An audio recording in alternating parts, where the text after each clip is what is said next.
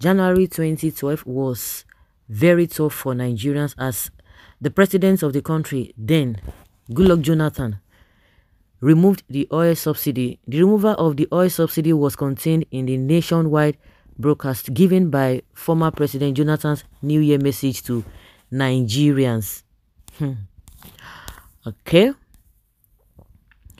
It was a decision taken at a very tough time and when the Nigerians were settled to receive good messages from his speech, just as the nation's economy continued to slide down following the 2010 global economic meltdown. People wanted to hear messages of promises, relief, and most especially fall in the pump price of petroleum, but former President Jonathan agreed with his economic team to remove the bottleneck of Nigeria's economic woes, oil subsidy. However, nationwide protests and critical letters from respected stakeholders in the country, including a letter from the current president of Nigeria, Bola Ahmed Tinubu, forced former President Jonathan to drop the idea, chew and swallow the regurgitated rot as he returned the country's economy to the regime of oil subsidy, all within a month. Still going by the letter written by Tinubu to Jonathan on January 11, 2012, describing the economic decision taken by Jonathan with sort of left west. Some Nigerians condemned President Tinubu for removing the same oil subsidy he criticized and discouraged Jonathan from sustaining. Even though some of the current cabinet members of Tinubu have recently reacted to the scenario, they allegedly say Tinubu did not have enough information about Nigeria's economy as of 2012. Really? He would have supported the idea. They are fast to disagree with such conclusion. Tinubu had enough knowledge of the country's economy and he stated it in the letter. However, there are conditions Tinubu set for Jonathan and it was specifically agreed that the oil subsidy regime will have to be retired one day.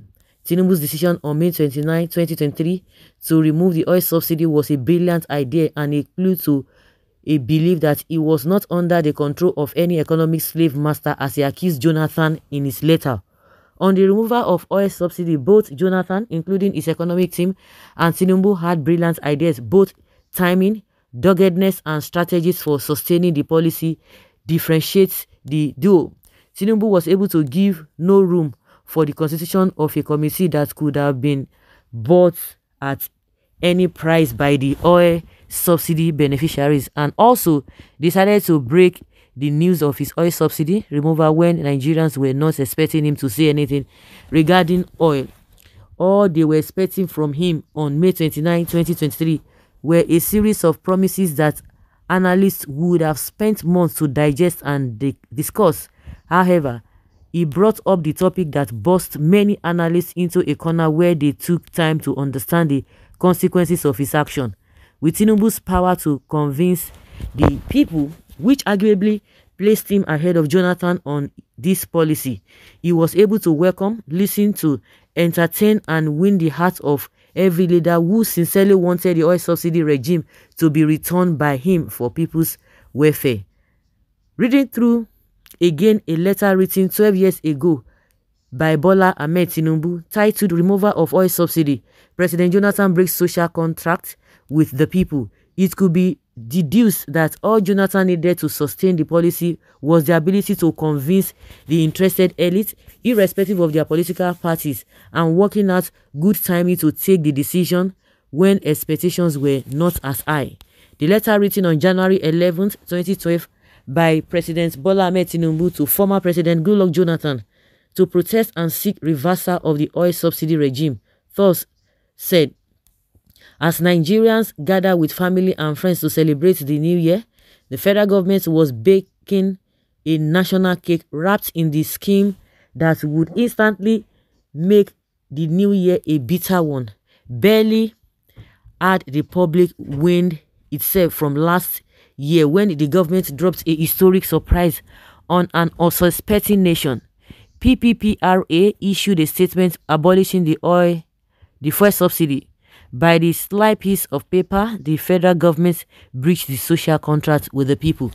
He said this government, which owes its very existence to the people's desire to be governed by someone more humble than elitist, has turned its back on the collective will. By bureaucratic fiat, the government made the most faithful economic decision and administration has made since the inception of the Fourth Republic, and it has done so with an arrogant wave of the hand, as if issuing a minor regulation, because the terrible substance of the decision and the haughty style of its enactment, the people feel betrayed and angry.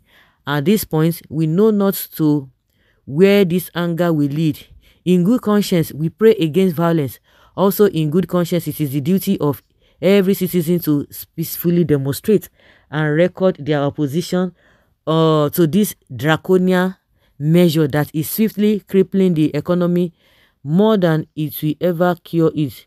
By taking this step, the government has tossed the people into the depth of the midnight sea. Government demands the people swim to safety under their own power. Claiming the attendant hardship will build character and add efficiency to the national economy, it is easy to make this claim when one is dry and unsure. The government would have us believe that every hardship it manufactures for the people to endure is a good thing. This is a lie. The hardships they thrust upon the poor often bear no other purpose than to keep them poor. This is such a time. I am not calling President Jonathan an evil man. I do not believe he is perverse. However, the economic ideas controlling him are so misguided that they have a perverse impact. Because he is a slave to wrong-headed economies, the people will become enslaved to greater misery. This crisis will bear his name and will be his legacy. The people now pay a steep tax for voting him into office. The removal of the subsidy is the Jonathan task.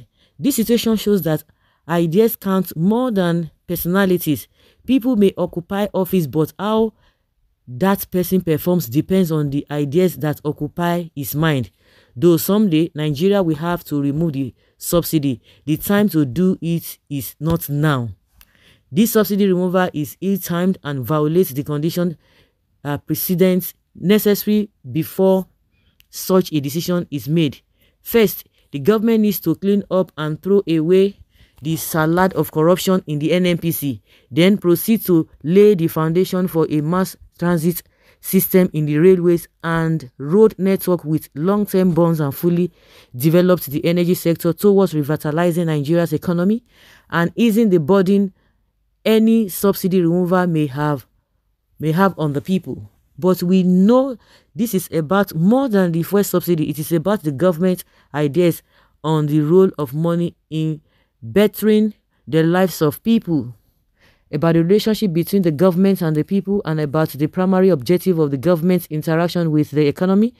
It is about whom among the Nigeria's various social classes does government most value. This is why the public reaction has been heated. It is not so much that people have to spend more money. It is because people feel shortchanged and sold out. Government seeks to convince us that the Jonathan tax is an unavoidable decision mandated by immutable economic policies. If you accept their premise, you must agree with their conclusion. You may also know this.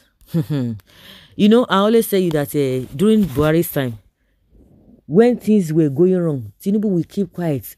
But when people began to drag him as a then, he will not come with long epistle, long thesis, and that is one of the story he used to talk. You know, when you hear these people when they are not in power, you will like, oh, how I wish this is the person that will be. Oh my God, can you imagine what this person can really feels the pain and the suffering the people are going through. How I wish one day. But unfortunately, they are all liars. Even as we speak, even as I was going through what he said, the letter he wrote then to Jonathan, I feel that all these people that have been presidents, whether Obasanjo and the ones that ruled during the military era, all of them are just playing with Nigerians. You see that none of them will always, apart from Obasanjo, hate him or you like him, because somebody has already accused him. Dino Melaye has accused him that the letter he used to write, he has not been writing the letter he used to write to most of all these governors. Does it mean that he is trying to be tribalistic because Tinubu is a Yoruba person? No, no, no, no, no, no. Leave Baba Yabo. You should know that Baba Yabo would say, I love to call that man Baba Yabo. He loves, himself and Tinubu, they are not on the same page. He's still going to write the letter, but let's even leave that. But with all of these things, this is the time for Jonathan to be speaking, even while Buhari was there. But this man will keep quiet. He will not say anything. Even Obasanjo, even Babangida too, they will not say anything. All of them are party. Maybe they are just feeling ashamed that people will attack them. And while you were there, why didn't you do it? Now you are complaining. Because that is what they always use against Obasanjo. That Obasanjo, you don't have the moral justification to say anything. While you were there, you didn't listen to anybody and all of those. But that will not stop Baba from writing what he wants to write. So let's come back to Tinubu. These guys are just deceivers. That is it. See the person that was condemning somebody. See exactly what he's doing. Now they are telling us that he didn't know then. It was out of ignorance. So that is why everybody, you must know what you know. You must know what you want. Don't listen to all these people. Even if somebody is aligning with your thoughts, that does not make the person a better person. You should be sure, at least as citizens, you should be sure of what you think or what you believe. Not what, somebody is influential, then, okay, the person may be right. No. You can imagine, when they have deceived the people, they will come and tell you that, I didn't know then. I didn't have much knowledge. Just like when they accuse this guy, Pantami, who was a minister under Buhari, when they opened up all that he did, and the presidency came to justify and defend him, they say when he did all of those things that they accused him of doing, that he was not aware, he was still a child, all of those story. One of these Tinubu's defenders said that and the difference between Tinubu and Jonathan, that Jonathan just removed his fuel subsidy on Christmas Day when people were rejoicing. So what is that the difference between Jonathan and Tinubu? That the first day since Tinubu came on board, Nigerians have not rested. I don't want to bore you too much with all this their talk. Of course, I know that you know better. Please just leave your comment down there below and let's have your take. I can go on and on. But the rest ones, let's hear from you in the comment section. Thank you.